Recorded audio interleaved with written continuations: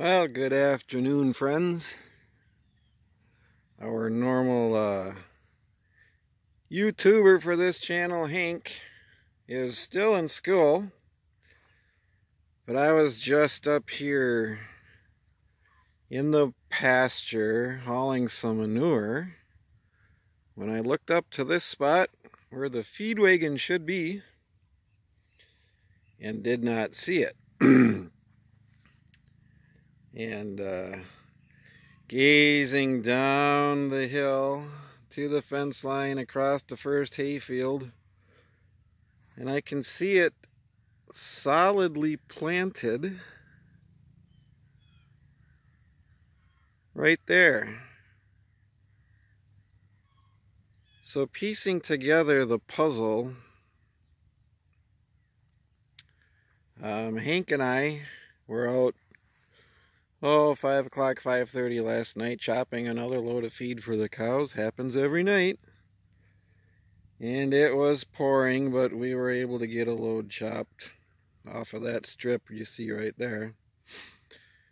Normally we both bring the wagon up that hill and somewhere into this pasture so the cows can eat overnight.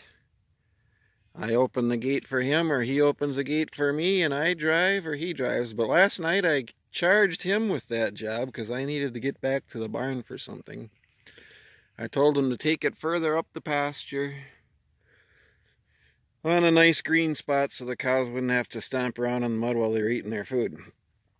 Anyhow, Hank apparently parked it in a spot right here, I'd imagine, where it was pointed just a little bit downhill. And I can see the cows did eat a little bit because they spilled some on the ground, but they didn't eat much before someone or something pushed that wagon off to the side, and it took quite a trip down the hill. I don't think you can really see it on camera, but this is a pretty steep hill. We actually remove that fence down at the bottom of the hill in the wintertime and make this into quite a toboggan hill. But no, so that wagon must have let loose shortly after the cows came out last night, about 6:30 or 7 o'clock. Luckily no one was hurt.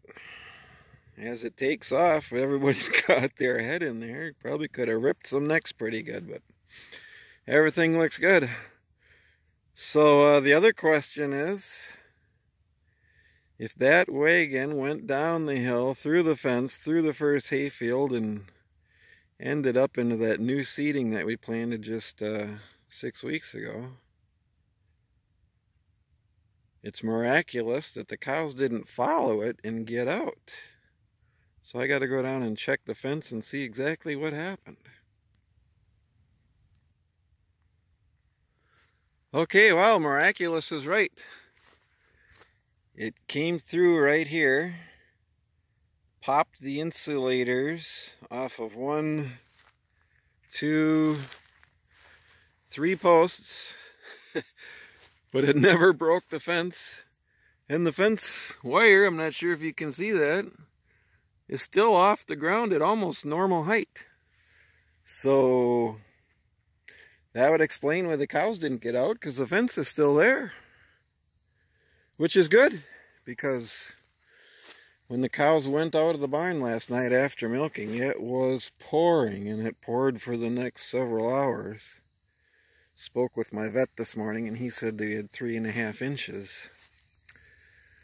But yeah, if the cows had gotten out during that, not good. It's nothing more disconcerting to have the local constabulary knock at the door at midnight 30, asking if those brown cows out on the highway might be yours. So yeah, this will be an easy fix. Put the insulators back on, screw them tight, and we're done. Then we'll just have to see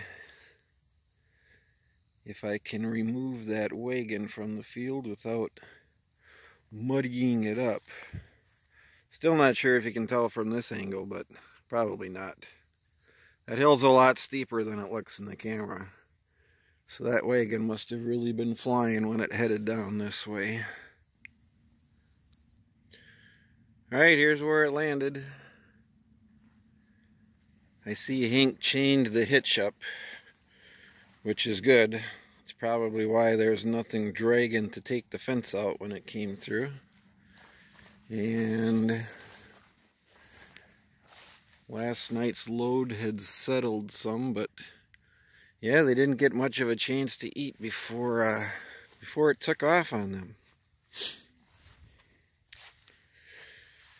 Alright, I'll bring the tractor up here and just try to drag it backwards and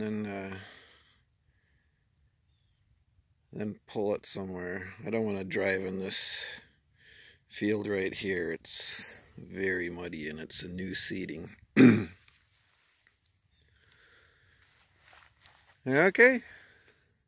Just a short little video about something that doesn't happen every day. Although it's not totally unheard of at this farm. When I was a youth, I parked a wagon up on that hill. And it also took off down through that fence. But in my case, it took the fence out and the cows followed it. Walked all the way down that way, past the buildings to the end of the road. Took a left turn.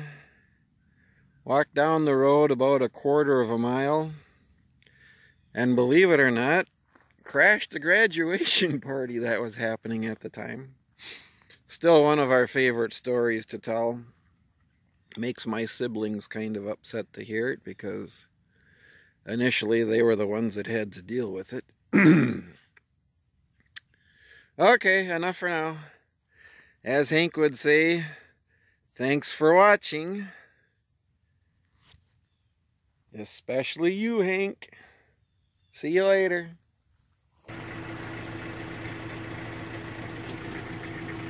Okay, I've nosed up to the back of the wagon with the Kubota. I think I'm going to try to just stick my forks right down into the back lip of the wagon and see if we can't carefully drag it backwards.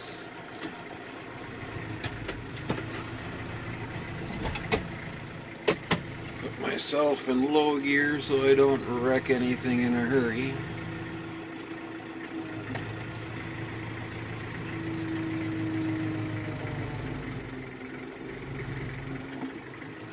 Okay, there it comes.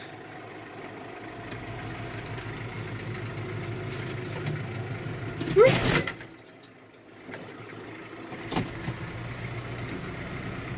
We'll latch on again.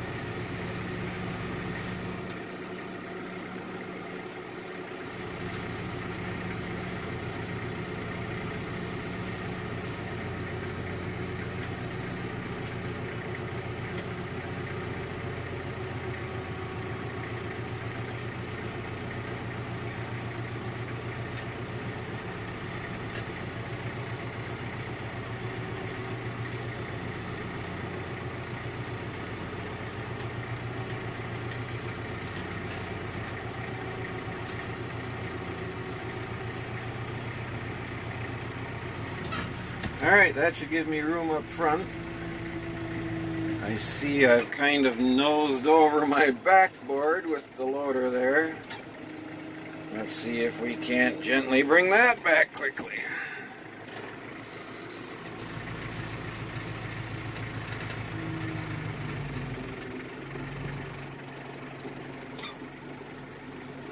Bend the forks down and give it a gentle nudge back into position.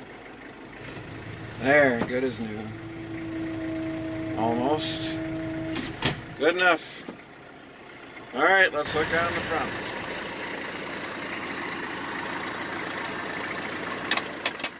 Okay.